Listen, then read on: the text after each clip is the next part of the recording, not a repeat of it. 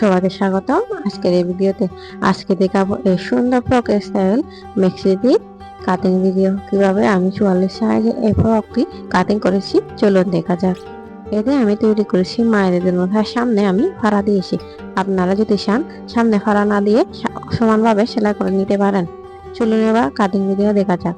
এখানে আমি 3 গজ কাপড় নিয়েছি আর রঙের কাপড়। এখানে সাইডে আমি ভেবে দেখছি সাইডে হয় কিনা, কিন্তু আমার সাইজটি ছিল 44 সাইজ। সাইডে না হওয়ার কারণে আমি অপর সাইডে করে কাপড়টি বাস করে নিচ্ছি। যদি অপর সাইডে করা হতো তাহলে কাপড়টি কম লাগতো এবং লং অনেক হতো। এবার কাপড়টি আমি বাস করে 13.5 ইঞ্চিতে নিয়েছি এবং লম্বা নিয়েছি 16.5 ইঞ্চি।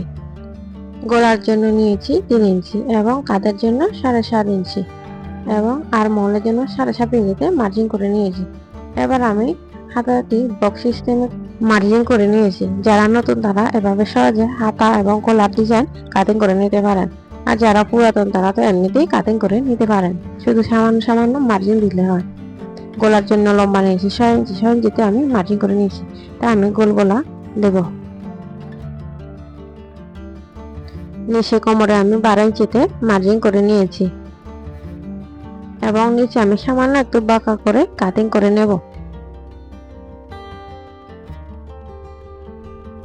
এই সুন্দর ফ্রকটি সেলাই ভিডিও দেওয়া আছে অন্য আরেকটি ভিডিওতে।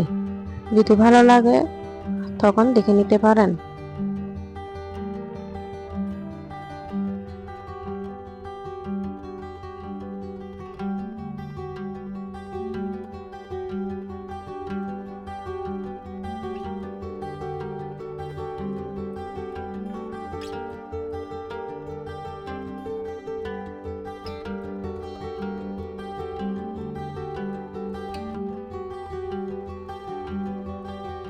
সামনের এবং পিছনের পাতে আলাদা করার পর সামনে পাতিতে আমি ফাড়া দিয়ে বসে নেব। তাই সামান্য পরিমাণ কাপড় একটু বাড়তি রেখে গলাতে আর একটু বাড়তি রেখে কাটিং করে নেব। প্রথমে আমি এটি ভুলে গেছিলাম যে সামনে ফাড়া দেব, তাই একটু সামান্য পরিমাণ রেখে আমি গলাতে কাটিং করে নিচ্ছি। এভাবে রাখলে চেনটি দিতে আলাদা আর কাপড় দেওয়া লাগে না এবং সহজে হাইট হয়ে চেনটি সেলাই করা যায়। এবার আমি হাতার থাল পাতি একটু সামান্য পরিমাণে কাটিং করে নেব। এবার পিছনের অংশটি কাটিং করে নেব। আমি গলা লম্বা নিয়েছি 3 ইঞ্চিতে মার্জিন করে নিয়েছি। এবার আমি সামনের অংশটি বসিয়ে সামান্য পরিমাণে বাড়তি অংশটি কাটিং করে নেব, কারণ আমি সমানভাবে কাটিং করার পর সামনে যে বাড়তি অংশটি রেখেছি তাতে পিছনের পাতে একটু বড় হচ্ছিল, তাই আমি বাড়তি অংশটি কেটে ফেলে দেব। এবার আমি নিচের পাটটি কাটিং করে নেব। এখানে আমি নিচে 2 লেয়ারে করে দিয়েছি, তাই এতে আমি কাটিং করে নেব। প্রথমে আমি হাতাটি 12 ইঞ্চিতে মার্জিন করে আলাদা করে কেটে রাখছি। এরপর আমি কাপড়টি ভালোভাবে বাস করে প্রথমে 21 ইঞ্চিতে 2 বাস করে উপরের অংশের জন্য কাটিং করে নিচ্ছি। এটি হচ্ছে প্রথম লেয়ারের জন্য। প্রথম লেয়ারটি একটু লম্বা করে কাটিং করে নিচ্ছি। এবার আমি নিচের লেয়ারের জন্য কাটিং করে নেব। নিচের লেয়ারটি আমি যতটুকু কাপড় পরিমাণ রয়েছে তা 3 ভাগে বাস করে কাটিং করে নেব। এখানে 3 ভাগে বাস করার পর লম্বা রয়েছিল 12 ইঞ্চি।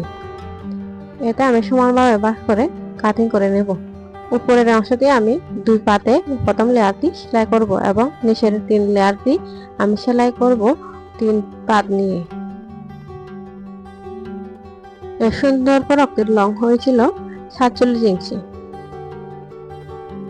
আপনি যদি আমার চ্যানেলে নতুন হয়ে থাকেন এবং ভিডিওটি যদি ভালো লাগে অবশ্যই চ্যানেলটি সাবস্ক্রাইব করে রাখবেন। এই ফ্রকটি আমি কিভাবে সেলাই করেছি তা ধাপে ধাপে আমি সাজিয়ে নিয়েছি।